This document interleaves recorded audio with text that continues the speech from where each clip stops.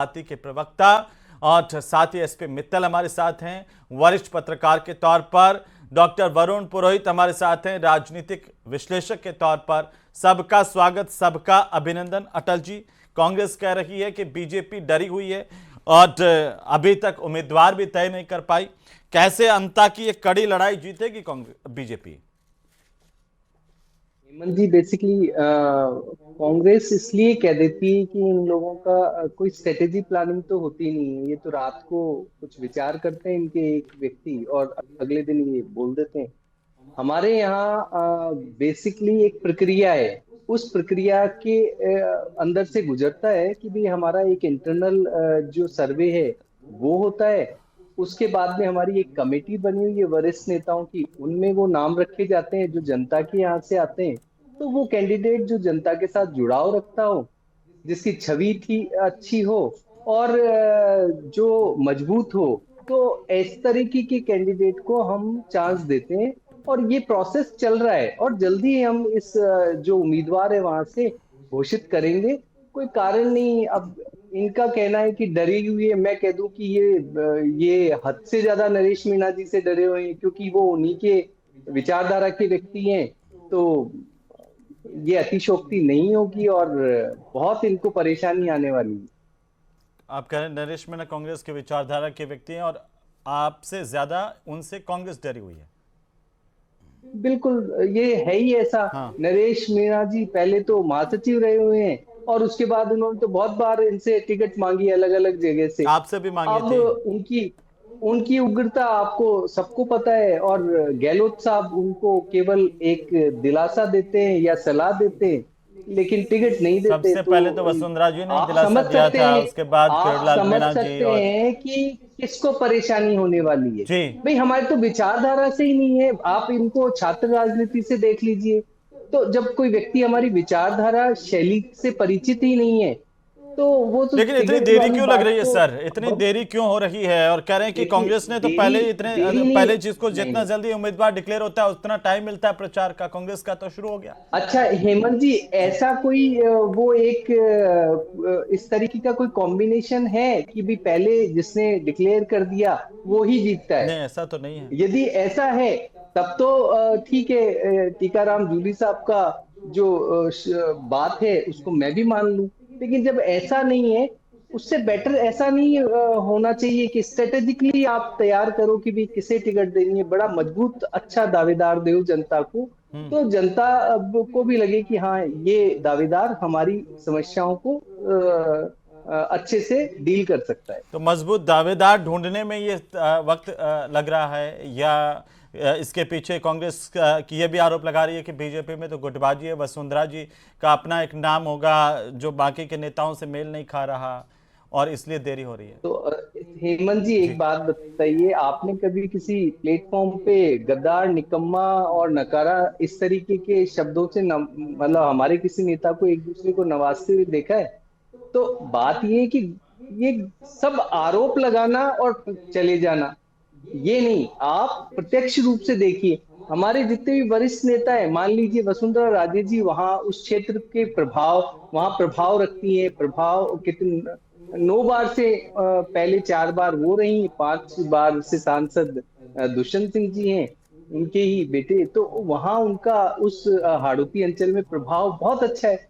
वो हमारी senior leader है और उनके साथ मंथन करना तो अच्छी बात है। ऐसा नहीं करना चाहिए क्या? यही तरीका होता है एक अच्छे उम्मीदवार को ढूंढना और उसको जनता के सामने रखना। जी, स्वर्णिम जी, भाई जवाब दीजिए कि वो कह रहे हैं कि बीजेपी कह रही है कि हमसे ज्यादा तो कांग्रेस नरेश मीणा से डरी हुई है, उन्हीं के विचारधारा के व्यक्ति ताल ठोक रहे हैं, तो कांग्रेस को समझ में नहीं आ रहा कि करें क्या। देखिए, भारतीय जनता पार्टी क्या कह रही है ये इतना महत्वपूर्ण नहीं है। महत्वपूर्ण यह है कि हम कांग्रेस के जो प्रमोद जैन भाया वहाँ चुनाव लड़ रहे हैं और मजबूती से लड़ रहे हैं। मजबूती से उन्होंने अपने क्षेत्र की सेवा की, लगातार जीते, 2 बार वहाँ से विधायक रहे हैं कांग्रेस के टिकट पर, ये सबको पता है। और जब जब वो हारे हैं, बहुत मामूली अंतर से 4 से 4,500 हजार वोट से वो हारे, लेकिन जीते हैं तो 25 से 30 हजार का उनका मार्जिन रहा। अब मैं ये कहना चाहूँ कि अगर ये कहें कि नरेश मीना किस पार्टी में रहे, कब कब रहे, उसका रिकॉर्ड इनको देखना चाहिए। बीजेपी का रिकॉर्ड अगर ये देखेंगे, भारतीय जनता युवा मोर्चा का, तो इनको पता पड़ जाएगा कब पदाधिकारी रहे। खैर ये अब विषय नहीं है इतनी बहस का, लेकिन एक चीज़ तय है कि हमें ये देखना है और इंतजार है कि उम्मीदवार भारतीय जनता पार्टी का आएगा, वसुंधरा जी का आएगा, ओम बिरला जी का आएगा, किसका आएगा, सरकार चुनाव लड़ाएगी, किस संगठन चुनाव लड़ाएगा, क्या मुख्यमंत्री जी के नाम पर चुनाव लड़ेंगे या वसुंधरा जी के नाम पर चुनाव लड़ेंगे या अलग ही ओम बिरला जी के नाम पर चुनाव लड़ेंगे।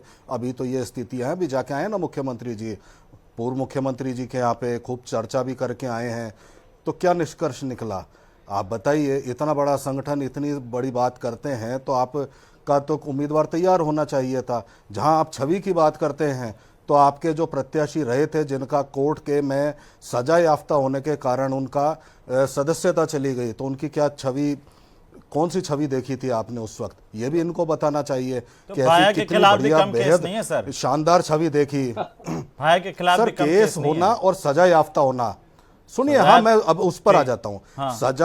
सजा याफ्ता व्यक्ति, क्या केस था, पिस्तौल निकाल करके एसडीएम को दिखाना, यही था ना सर। बहुत बढ़िया छवि थी, कोई बात नहीं, सजा याफ्ता पहले ही हो चुके थे, अपील पे चल रहे थे, अपील में चलने के बाद ही हुए। और प्रमोद जैन भाया के खिलाफ कितने केस लगाए इन्होंने, एक ट्रॉली बजरी फलाने गांव से उठा करके ले गए, कहीं से 3 ट्रॉली उठा करके ले गए, यही लगाए ना, फटकार लगाई, अभी कोर्ट ने रोक लगाई। आपके अपने पूर्व मंत्री ने कितने लेटर लिखे प्रमोद जैन भाई के खिलाफ, और आपके पार्टी में उनके खिलाफ कितने बैनर लगे, पोस्टर लगे, ये क्या भाया बजरी खाया, ये सब लगे सारे, आप तो जानते हैं।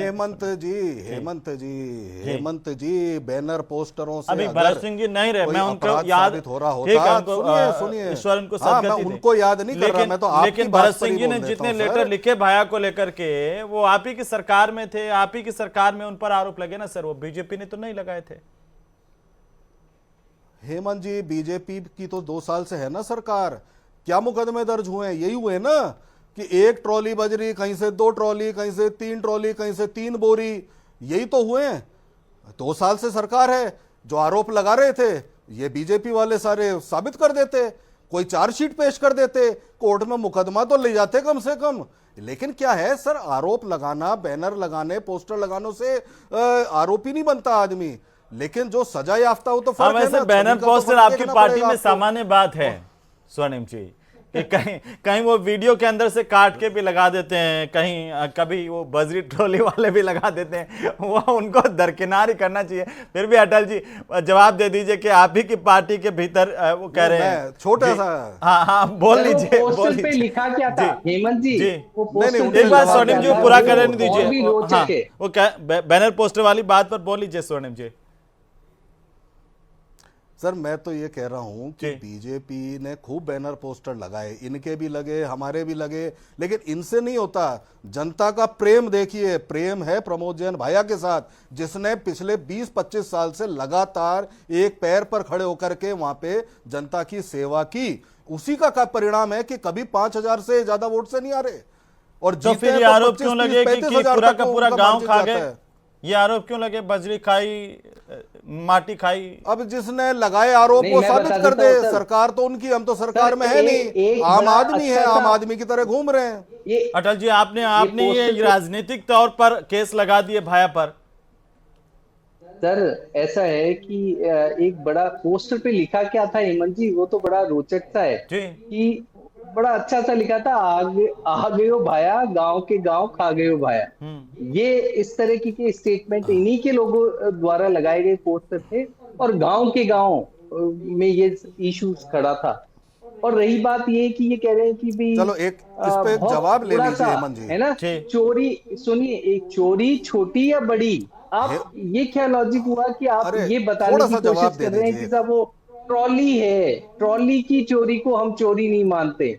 अरे भाई धीरे धीरे क्या होता है, जब डेबिट क्रेडिट को देखा जाता है ना, उसमें 1 पैसे का हिसाब का गड़बड़ होता है, उसमें फिर करोड़ों रुपए निकलते हैं। ऐसा पहला जल जीवन मिशन में भी आपके मंत्री जी गए ना, 2 साल में तो निकाल देना चाहिए था, करोड़ निकलते हैं तो। देखिए आप ही की सरकार दोनों जगह। हेमंत जी एक छोटा सा इनसे, एक छोटा सा ऐसा है, ये भी एक छोटा सा सवाल मेरा है इनसे। आप पूछ लीजिए। सरकार है इतनी बड़ी जी, जी जी, अटल जी एक चीज बता दीजिए, मेरे आप विद्वान साथी हैं, आप बजरी खनन को लेकर के बड़े आरोप लगा रहे हो, छोटी छोटी एक ट्रॉली को लेकर के, चलो हम इस पर भी नहीं जाते, जो भी आप लगाएं, कम से कम इतना बता दो कि ये जो बजरी माफिया है, रेत माफिया है, इसकी जांच कराने के आदेश हाईकोर्ट ने दिए थे। आपकी सरकार पर सीबीआई ने यह कहा कि हमको जांच करने में सहयोग नहीं दे रहे, और बाद में इसी सरकार ने, जो आपकी सरकार 2 साल से चल रही है, इसने कहा कि साहब हम इसकी सीबीआई से जांच नहीं कराना चाहते।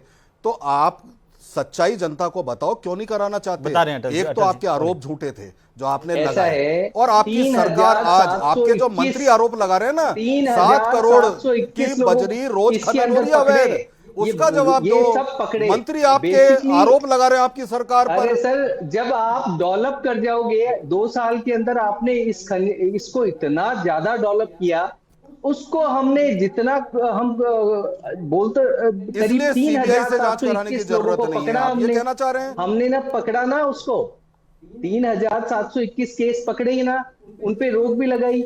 उसके लिए, खनिज के लिए स्पेशली, खान की बहुत सारी चीजों के लिए हमने एक पूरा का पूरा वो बनाया कि भी किस तरीके से क्या खान के नियम है, कौन सी खान किसको दी जा सकती है, आपके अलॉटमेंट प्रक्रिया मंत्री क्या जो होगी, आरोप लगा रहे ये हैं, सारे के सारी प्रतिदिन चीजों 8 को हमने करोड़ की रेगुलराइज बजरी करने की अवैध कोशिश खनन की। हो रहा रोक के है, नहीं बैठे रहे, वो सरकार पर नहीं आरोप रोक के है। नहीं बैठे रहे हम और ये नहीं कि सीबीआई रोक के की बैठे जांच रहे न हो करा और करके आपने उन आरोपों की पुष्टि की ऐसा है। है।